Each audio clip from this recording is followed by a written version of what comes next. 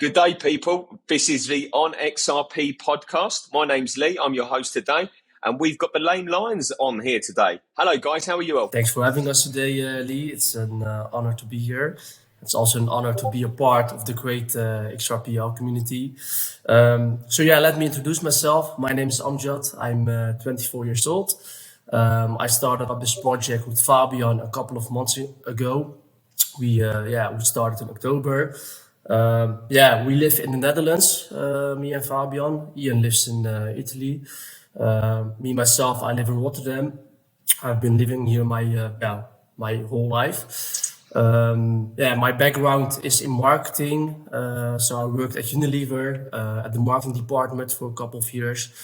Over there, I tried to be like the connection between the customer and the company, the brands we were working with. And eventually I got into the financial world a couple of years ago. I started with the foreign exchanges. So it was like a bit of technical analysis, buying my first stocks in the market. So that was pretty excited. And eventually I also started with crypto. And eventually, within crypto, you have all these communities. And eventually I got into the XRP community, what is, in my opinion, one of the best communities out there. You feel like really this brotherhood into the XRP community. And in my opinion, you can't see that in any another community. So we are really happy to be within this community. And a lot is happening right now with the project, with the XRPL, with XLS20D. We are really excited for the future. We know that the future is looking bright, and we are happy to be a part of that. Lovely. Thank you, Amjad. Over to you, Fabian. Could you give a little bit of a backstory to yourself, please, my friend?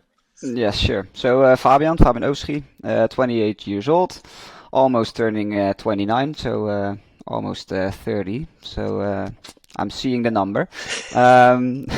I've worked as a business analyst for 5.5+ years at a consulting basis for multinationals, so like KLM, but also financial institutions. And I'm specialized in robotic process automation. This basically, the business analyst role is also the role I'm fulfilling within the Lame Lions. So I'm more leaning towards innovation, strategy, and processes. And I'm now investing for like a couple of years, initially in the stock market, but also now in the crypto market, of course. So that's a bit of my background. Lovely. Thank you, Fabian. How about yourself, Ian? Yeah, so my name is Ian, aka Meerkat. My background is in marketing and project management. I live here in Italy and I'm 24 years old. I started investing in crypto in 2018, but only as an investor. And the moment where this market really got my attention was in early 2021, when a friend of mine introduced me to smart contracts. And at this moment, I realized how big the revolution is that we are taking part of. And from this moment, I basically quit my job and got full time into crypto. And now I'm the marketing manager of Lame Lions. Fantastic. Well, thank you guys for the quick introductions. Just to give people a quick overview of who you are and a bit of a backdrop story, which we'll go into further as this conversation flows, right? So what I'm going to start with is, why Lame Lions? Why? Where was it born from? Why did you decide to do something? Is there a problem you're trying to solve? I'm going to ask you why. Yeah, so I will give you a brief introduction, Lee, into the project, and then also it will become clear why the Lame Lions. We are the Lame Lions, a project that's founded in the Netherlands by me and Fabian. So the Lame Lions is the first cartoon-based project on the XRP ledger. And if you look at the Lame Lions, they look like really lame. And that is also what we try to aim for with the project. We are like the lions that are not going in the same direction as others. We are not following the popular fads or trends. And yeah, the reason why we started our NFT project on the XRPL is because, you know, there are still so many opportunities to innovate in the XRP ledger. And in addition, it's also great that we are working with no gas fees within the XRPL. And by this, we also mean that we really want to develop sustainable growth for ourselves and also for the project. And we are doing this by not overpromising things to our community. We are like really a project that let the achieved goals speaks for themselves. Because we also strongly believe that actions will eventually lead to growth within an NFT project. So yeah, there are only 10,000 unique lame lions, each one with their own traits and rarity. So in total, we are aiming for like 100 plus traits. And what I said before, we are like the ones that are not going in the same direction as others. So the Lame Lions mission is to give back to the world and to create like a real close XRPL community where people can be themselves, help each other, give their best, and are proud to be part of. And that's what we are trying to communicate to the community throughout all our channels. And if you look at our vision, we want to be one of the best known NFT projects on the XRPL. We want to contribute on a better world and the conservation of the lion population. So that's also like a real important aspect within the project. So yeah, we really want to work with charities in order to give back to the world. And one of the charities we are at the moment speaking with is a charity that is looking at the conservation of the lion population. But not only the lion population, also the people that lives within these countries. And at the moment, we are currently building a lame ecosystem. So we have the lame lions, but we will also have the lame ecosystem. And that is something really excited that will unfold itself step by step in the coming months. And the first step will unfold itself next week, where we will start with the pre-sale of our new NFT utility. And to give you a hint, it's becoming pretty dope. So that's really nice to see. Okay, great. So at the moment, the community can buy, let's say, one of these 10,000 lame lions, different rarity NFTs, right? With a proportion of the sales of those NFTs going to conservation of people within certain regions, and obviously talking to charities and a big charitable giving conservation kind of strategy, right? So in terms of the percentage of sales, how much of that goes to that part of the charity giving? Yeah, so if you so at the moment we are not like really selling our NFTs to the people because you can buy it in the open market. But to give you an example, if you look at our merchandise store, 10% of our profits go to the charity. And to give you like a brief idea of how it will look like within the project. So eventually we want to start like a project with the charity, how we can, together with our community, start something like build, for example, how do you say that? How we can build like new houses for the people over there. Or to give you like a brief example, if you look at the lion population in South Africa and other African countries, you know, it's like really sad what's happening over there. So we are also thinking about adopting eventually 2 lions within the project and together with our community. And that's also how we are talking with the charity right now. So eventually it will be something like that we start together with this charity a project, so that it will be like a lame lionized project. Okay, that makes complete and utter sense. So basically what we are also planning to do, because most of our ecosystem isn't rolled out yet, and we are planning to give away like between 1 and 10% of the revenue or of the money that is generated to revenue. But as the things aren't rolled out yet, there's like no specific number that we have decided already. So it will be somewhere around this number if you want to have a number in mind. That makes sense. And is there going to be a utility token to fall alongside the NFTs as well, or?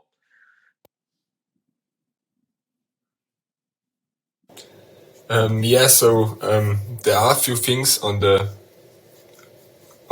timeline that we are going to build, which we still can't talk about yet, so specific. So yeah, there will be more tokens coming, but there are a few things that we can't address right now. No, that's fair enough. And in terms of your back of house developer teams, right, are these contractors or are these developers working full time for you guys? Yeah, I can take this one if you can hear me properly, because I see I have a bit of lag in my screen. Yeah, so we're gonna have a full-time developer on board. For now, that's enough, but within a month's time, we are going to expand that rapidly, because then we can also unfold our the other parts of our lame ecosystem. So yeah, then we'll get a bunch of more developers on board to help us realizing our plans. Right, that's great. So basically, what you're saying to the community is, lame lions, watch this space because we've got a lot coming. Is basically what you guys are saying. You don't want to lay it out and promise things that can become broken promises further down the line. You want to come out and surprise people and shock the community of what you guys are doing, and it's all going to be in actions and not hot words, hot air, as to speak. That's right? indeed the idea. Yeah. Okay, that's great. I love that concept. Right, okay, cool. So now what we're going to do, we're going to rewind. I'm going to go around the room a little bit, So we're going to rewind back to the teenage years, I want to find out a little bit about you guys, where you come and your upbringings and stuff like that. So Amjad, let's rewind. What were your passions kind of growing up? To give you an idea, Lee. So I'm originally from Palestine. I was born in Syria, in Damascus. I came to the Netherlands when I was like around 4 years old. So I lived between two worlds, to say it like that. You had like the Arab world and also the Western world. And eventually in 2010, the war started in Syria. And, at that time, I was like a young man and I was thinking, okay, what do I want to do in the future? Wow. So one of my biggest goals and passion that is really driving me is to really give back to the community, not only our community, but also be able to give back to the world. Because one day, if I will pass away, I want to look back and that I can say at the moment, okay, I have done this for the world and I can really like leave my footsteps within the world. So that's really like something of an ambition that's really driving me throughout my whole life. And that's why I always do the things I do at the way I do, because, always with that goal in mind. And eventually I'm also not the person that will work his whole life within the same company. I have like really big ambitions, not only for myself, also for the community. And always in mind, with giving back to the world. So that's like a real important aspect in my life. And it's also something that has been, that I have learned from my parents. Because if you look in my family, we are always like really kind people. We like to give back to people. If you would come and eat at my mother's house, you would get so freaking much food, So so to be honest, that's who I am. To a guy that loves to give back to the world, and not only in the big thought, but also like how I act with my friends, how I act with the community, how I act with my teammates. I'm really interested in like the psychology of the human, how we also as a project can even onboard that to be able to give back to the world. So that's really who I am, and who I want to be in the future. Lovely. Thank you for answering that question so honestly as well. So thank you for that, Amjad. So Ian, let's talk about your educational journey. So tell me about student Ian. I want to know a bit about Yeah, that. so that's an interesting one, because I need to say, until I was 19, I didn't really know what I'm going to do in my life. So before, in my teens, I was working as a project manager in the landscaping gardener sector, but it was all about making money to live, enjoying life, and I know I will figure out at Survival. some point in my life, but yeah, like survival and enjoying the life. And then at 20 years old, I had back problems. I had a dislocation in my disc, and it was very bad. At the same moment, I was very unstable financially, and it was like a very hard time for me. But I needed the hard time to realize what I'm going to focus on in the future, because I was always about living the moment, living the day, and I didn't want to think about tomorrow. But I realized, if you don't think about tomorrow, at some point tomorrow will become today, so you can't enjoy it. And at this moment, I started educating myself about entrepreneurship. I started a few small internet startups. I started to do online courses. I started to do a mini MBA online, which I'm halfway through. Yeah, I did different jobs. I became a project manager in an affiliation business. I started investing. So yeah, my life changed dramatically about the age of 20, like 19 to 20. And before, yeah, I was all about having fun, doing some sports, because I live in the mountains, northern Italy. And yeah, that was basically my journey. Oh, lovely. And I really appreciate you answering that way, Ian. See, I've got a little bit of synergy with that as well, because when I left school, I was never educated to the highest level, just because I was having fun. I wanted to play like sports with my friends and have a laugh, right? And then I kind of left school and I'm like, don't really know what I want to do. So I'm just going to go and play football. So I played football, played it at the highest level I could. And then I didn't quite make it. So then I decided, right, okay, what am I going to do? Banking. I tell you what, banking is a good, solid career. And then I realised, after being in it for 5 years, it's boring as heck. And I spent more time clock watching than I did actually working, right? And then I didn't. Then I kept flicking job to job, not really finding what I wanted to do in life. And then as soon as my son was born, that really gave me the real motivation to actually find something to actually hang on to. And I had that motivation in life to give me that drive to succeed. And I haven't looked back, like, 10, 11 years later. It's been a success because I needed that drive in me. And it was implanted as soon as my son was born. So it's good. It's nice to see that people go through that process through life that I went through, and I'm just not unique to myself. But it took me a lot longer to have that eureka moment, and it was holding my son, and I'm thinking, God, I've got to support this now. How am I going to earn the money to be able to support this, right? So yeah, you arrived to your point a lot sooner. So I'm glad you didn't waste as much time as I did. Anyway, Fabian. Yeah, I think sometimes, you need a reason to change. Absolutely, you certainly do. You certainly do. And I think the key moment for you was your back, and it gave you a lot of time for contemplation, right? And when you've got a lot of downtime, that's where your mind's in that kind of peaceful zone where you can be creative and think about what direction you want to go in, right? So they say things happen for a reason, right, Ian? So the back it needed to inspire you to do what you're doing today. Well, yeah, you need to give it a reason. That's my motivation. Absolutely. If you don't change, do you still suffer from bad back now, then, Ian? Or?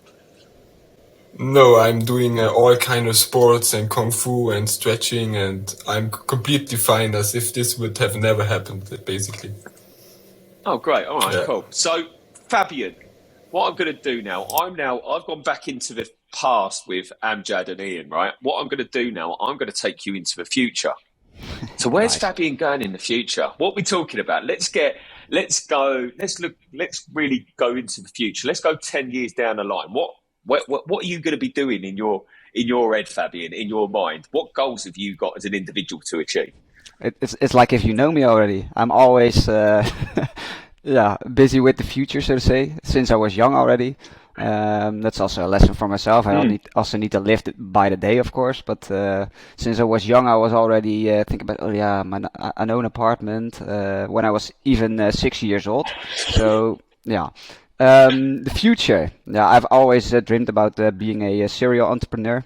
I'm kind of doing entrepreneurial things, even though they are small things. So since I was young, like washing cars at the street for all kind of neighbors, going by doors with the charity. I always wanted to be the best. I like diversity. I like diversity a lot. That's also why I like setting up startups, doing strategy, innovation, working at multiple things, but at the same time also keeping my focus, of course, on the processes, strategy, and innovation. In 10 years' time, I can visualize it already. Then I have kids. Then I have little Fabians running in the house. Then I'm like a serial entrepreneur with multiple businesses, and already teaching my children about what I have learned along the way. That's also something I really like. Like I like to teach people.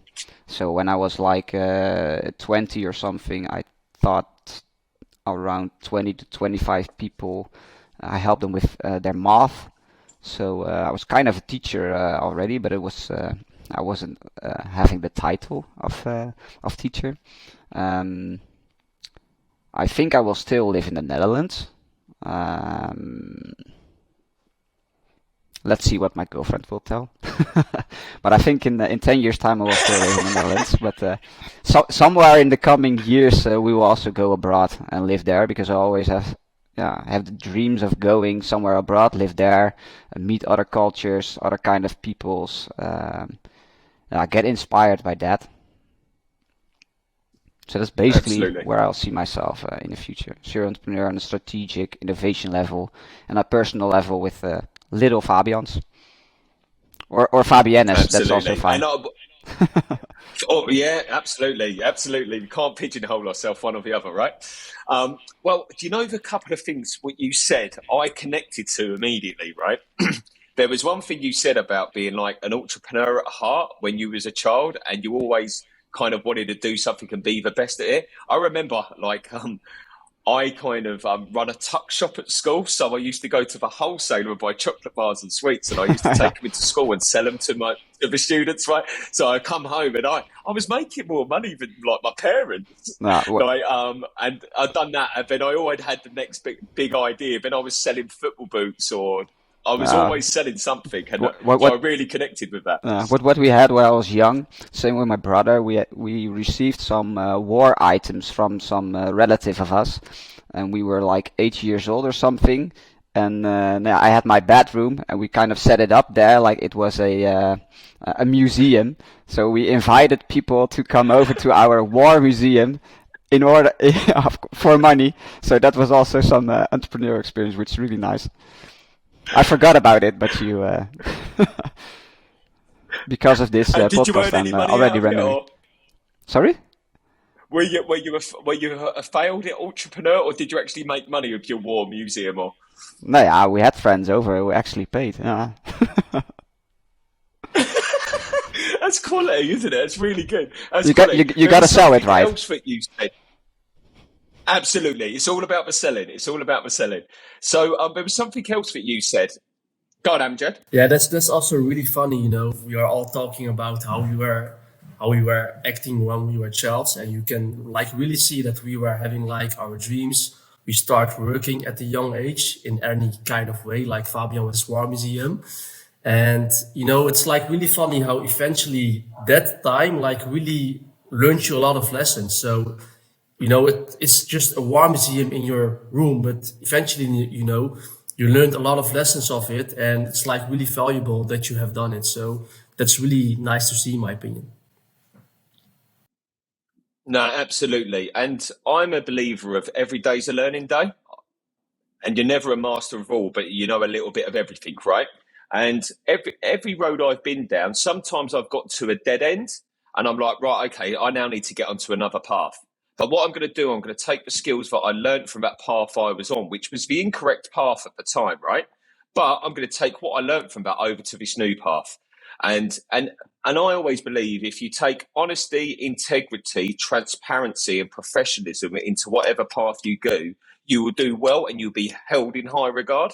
So they're kind of like the ethoses that I try to carry anywhere where I go, right? And it seems like you guys have similar Yeah, principles. 100%. And that's also like a very important aspect in life, that you always have to be really honest to yourself. Is what I'm doing right now something I like? That's also what we are doing right now within the team. Is the thing that I'm doing right now something I would do in the future, for my whole life? So, and eventually, if you're doing things that you like, you will be happy and you will get the luck out of your life. So that's really funny how we also see this proceeding within our project, because when we first started the project, everybody was running throughout the whole project, doing multiple tasks. And at the moment, we are like dividing our tasks. We are working in Scrum methodology. We are working really agile.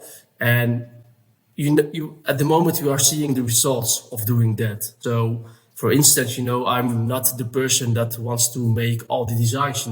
We have the designer on board. That person is good at making designs, and I can be good at what I am good at. So that's really nice to see. That's really good. There was one other thing that Fabian said that really triggered the emotion in me, and it was when he was talking about children, right? And about what I believe as like the biggest gift in life is passing on what you've learned on to your sibling. I believe that's the biggest gift in life that anybody could give anybody, right? So have you guys got mentors or who you see who gave you that gift of life, of that knowledge, who you followed? And I'd like to go around the room with that question, if that's all right. So let's start with you, Fabian, because you were one which triggered the question. So so my father actually started a business when he was in his 30s, I guess, or in his 40s. I don't even remember. He's now 62. He is still pursuing his dream. I was actually the one that said to him, like, yeah, just give up your full-time job and go for it. You have your dream, so just pursue it. And he actually told me, like, I think this year or last year, like, yeah, you were the reason that I actually started with it. So that kind of intrigued me. But yeah, he's an entrepreneur. He's in the water pumps and consulting business. So that's a quite different sector than we are in.